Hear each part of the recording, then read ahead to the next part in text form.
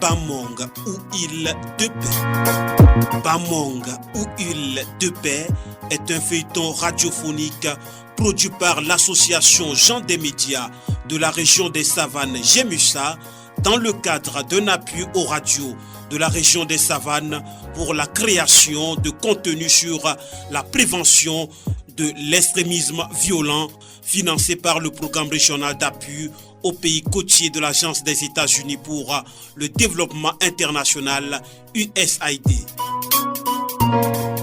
Bamong ou île de paix vise à renforcer la collaboration entre population et autorités, mais aussi l'inclusion des couches sociales minoritaires en vue d'influencer l'adoption des comportements positifs par les groupes vulnérables et les acteurs de développement local pour prévenir l'extrémisme violent. Bamong ou île de paix se veut un cadre d'échange et d'apprentissage pour contribuer à consolider la cohésion sociale et la paix dans la région des Savanes.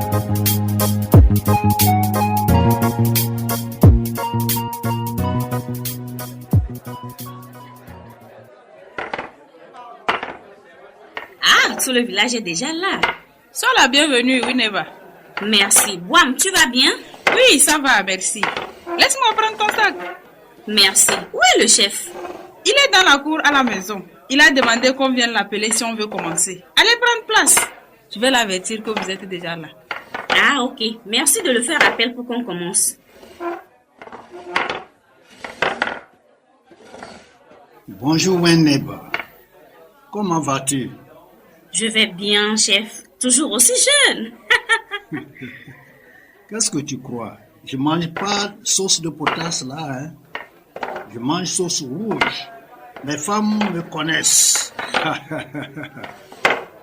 Assez parlé.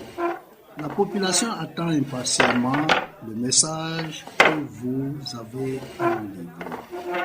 Chef, voudriez-vous bien ouvrir la réunion pour nous?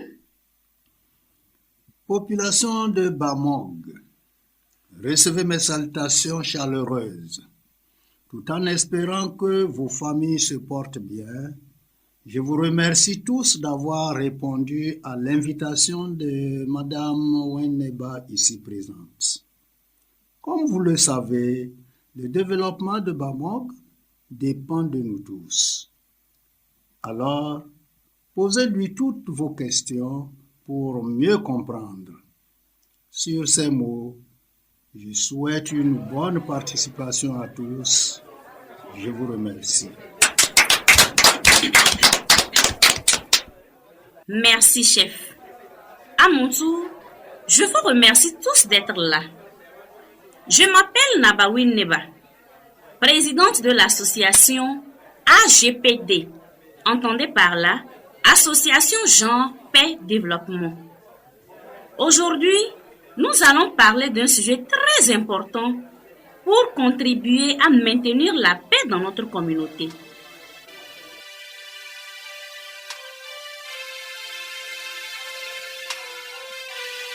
Yo la famille, la paix pour ma nation, la paix pour ma savane. Nous tournons plus en rond. Tourne en rond, tourne en rond, tourne en rond, tourne en rond, on tourne en rond, on tourne en rond. Parce qu'on te fait croire que ton ethnie est la meilleure, parce qu'on te fait croire que ta religion est la meilleure. Tourne en rond, tourne en rond, tourne en rond, tourne en rond. On tourne en rond, on tourne en rond, parce qu'on te fait croire que ton ethnie est la meilleure, parce qu'on te fait croire que ta religion est la meilleure. Au fait, Boam, ils disent quoi sur la situation de ton petit frère Moni?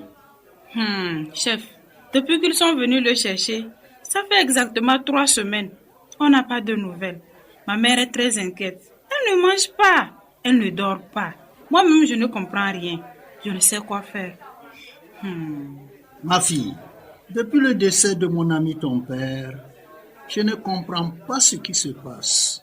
Mais la nuit a beau être longue, le jour finit par se lever. Ils nous ont dépouillés de toutes nos terres, soi disant que c'est pour le développement de notre communauté.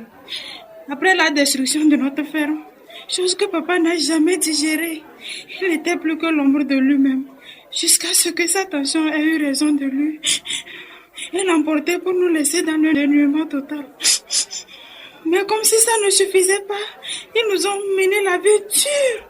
Ils continuent pas à nous mener la vie dure en faisant emprisonner mon petit frère. Parce qu'il a cherché à comprendre pourquoi notre ferme a été détruite. Ma fille, calme-toi. Désolé de t'avoir replongé dans des souvenirs sombres.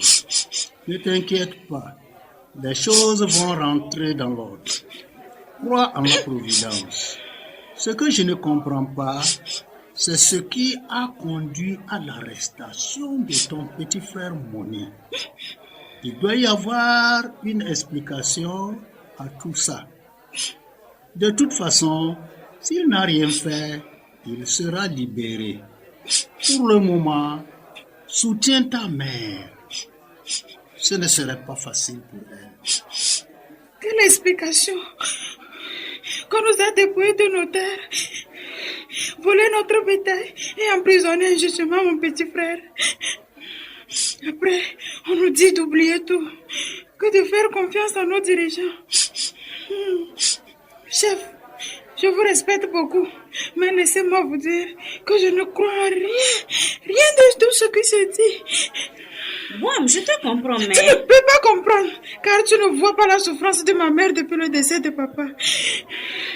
Je suis vraiment désolée. Tu permets que je vienne parler à ta mère à la maison? Pour le cas de Moni, je prends le dossier en main. Je vais chercher à comprendre ce qui se passe et voir ce que je peux faire. C'est sûr que si tu viens parler à maman, ça lui fera énormément plaisir. D'accord. Je vois mon programme... Ok. Demain soir, je suis dégagée. Je passerai à 17h. Ok. Je la tiendrai informée. Tu es si gentil. Malheureusement, je ne suis pas allée loin dans les études. Sinon, je devais être comme toi. Mais non, Boam. Même sans être allé loin dans les études, tu peux faire plein de choses. Ne t'inquiète pas. Pour certaines animations, je vais te former à pouvoir le faire. Moi, je peux parler devant beaucoup de gens comme tu le fais. D'abord, tu veux l'air dur quoi? En plus, je suis une femme. Non, Boam. Ne dis pas ça. Moi, je suis un homme. Dans mon association, nous faisons des formations pour adultes. Et si tu es intéressé, viens me voir au bureau. Merci, Wineba. J'en ai tellement rêvé de ce moment. Rien qu'à l'idée que moi aussi, je peux encore apprendre. On en reparlera une fois que tu viendras au bureau, Boam. Chef, je vais demander la route. Ma fille Wineba, tu as ma bénédiction. Tu peux rentrer chez toi et que les mains de nos ancêtres t'accompagnent. Merci, chef. Dis, Boam, tu viens quand? Demain matin, je suis à ton bureau. Ok, d'accord. À demain alors.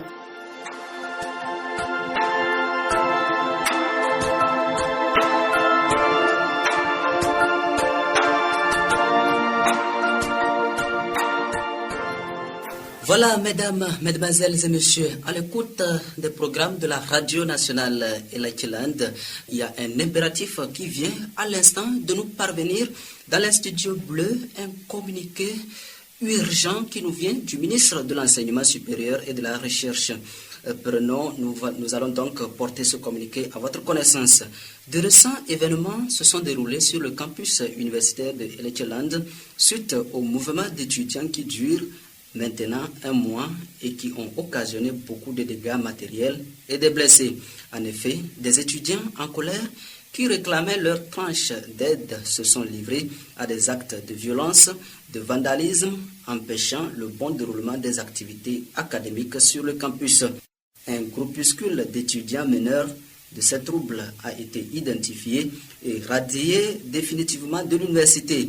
Il s'agit de Madoubé Lessou, principal meneur, de Mansa Komivi, de Abalo et Solizam, de Boukari Abdul Razak, de Ngessan Lushina et de Kombaté Kamfitine.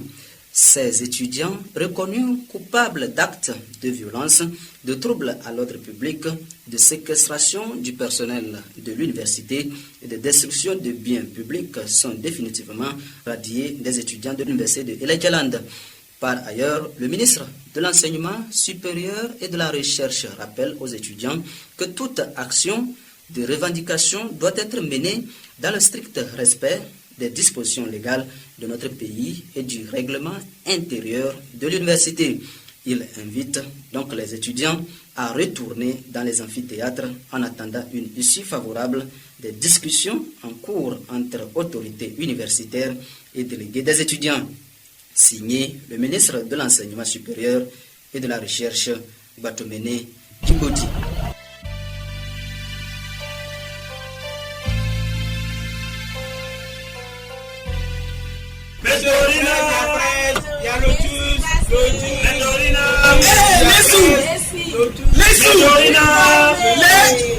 Soulma, tu es là-bas?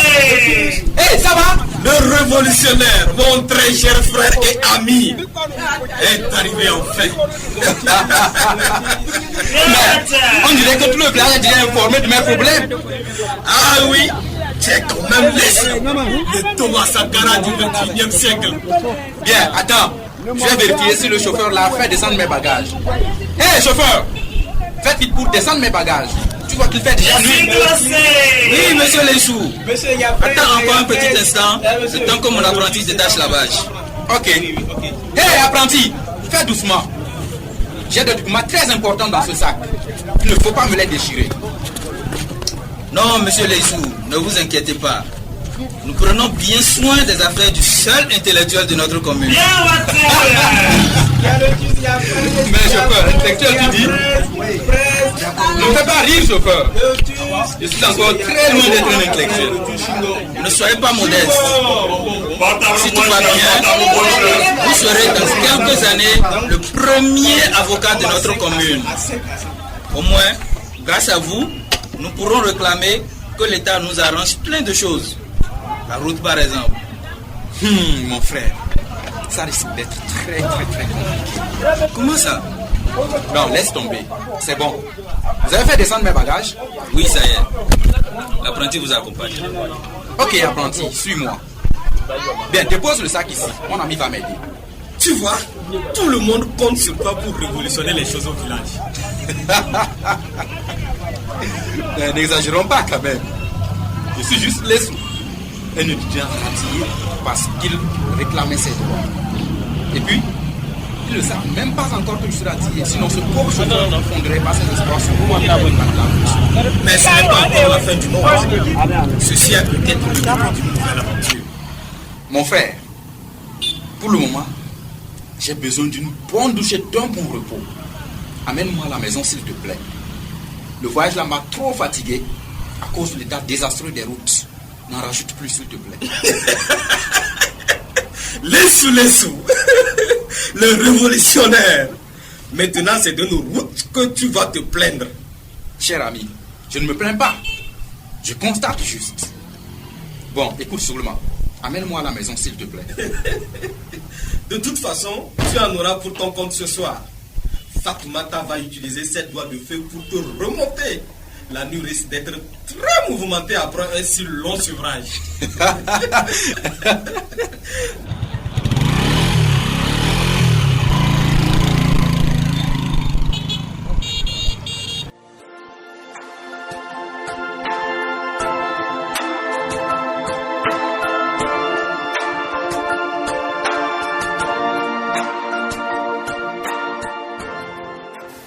Bonjour, maman. Mais pourquoi t'es-tu levé encore pour me saluer? Tu es désormais chef. Oui, mais tu demeures toujours ma mère. Oui, je le sais. Mais tu devrais le savoir. Un chef est toujours chef. Il n'y a jamais de petit chef. Maman, quand même. Tu sais, mon fils, je suis là pour rendre grâce à Dieu avec toi pour cette belle cérémonie d'intronisation d'hier. Ton père, depuis son caveau, se réjouit.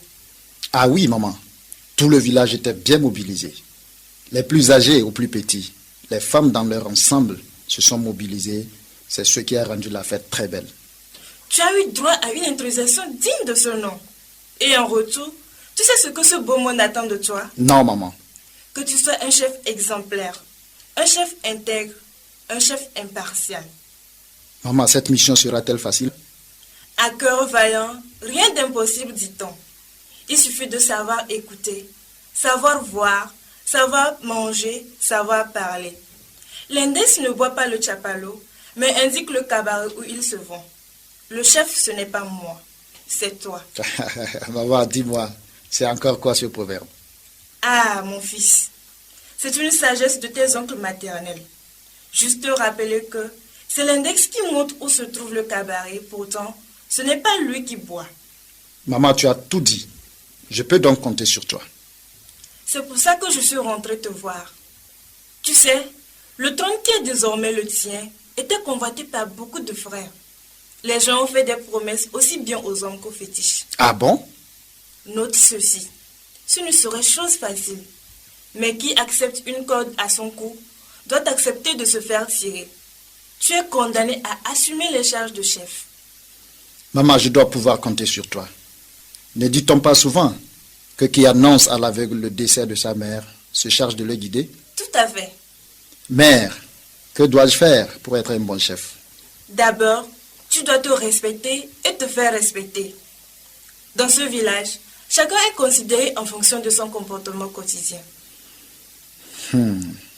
Ah oui, qui est habitué à marcher à grands pas, doit aussi apprendre à marcher à pas feutrés.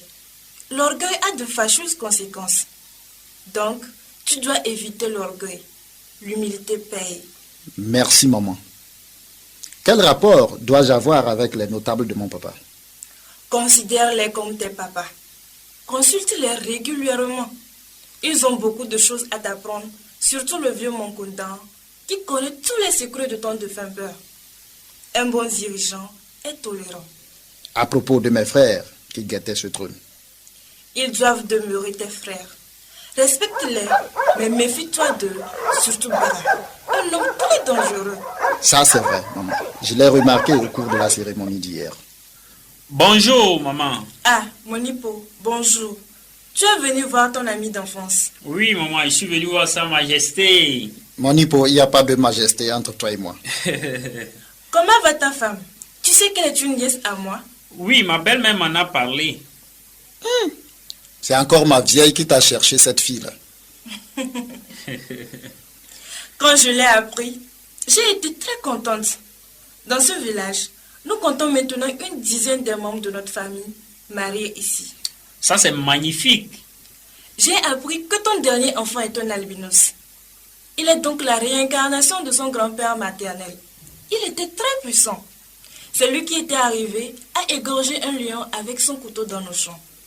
Il avait donc des gris-gris là. Wadjambong, c'était son nom.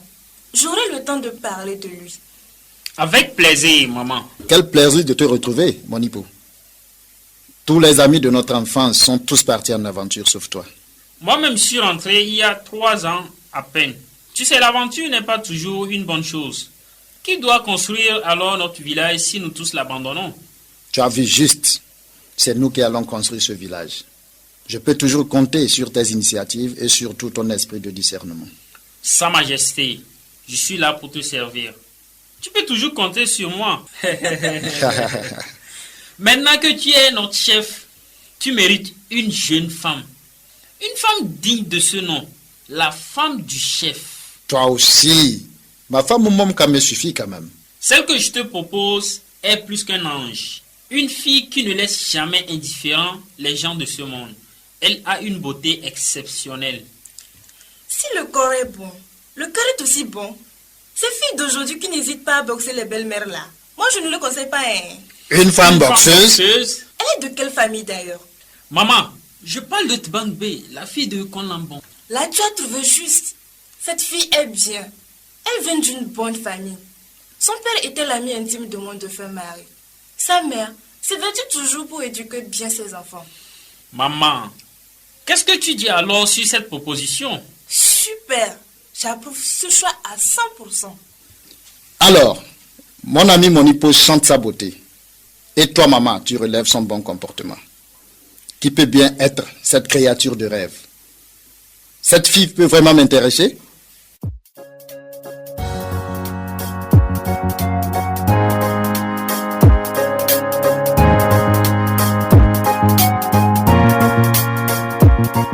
Vous venez d'écouter Bamonga ou Île de paix. Bamonga ou Île de paix est un feuilleton radiophonique produit par l'association Jean des médias de la région des Savanes Gémussa dans le cadre d'un appui aux radios de la région des Savanes pour la création de contenus sur la prévention de l'extrémisme violent financé par le programme régional d'appui aux pays côtiers de l'Agence des États-Unis pour le développement international USAID.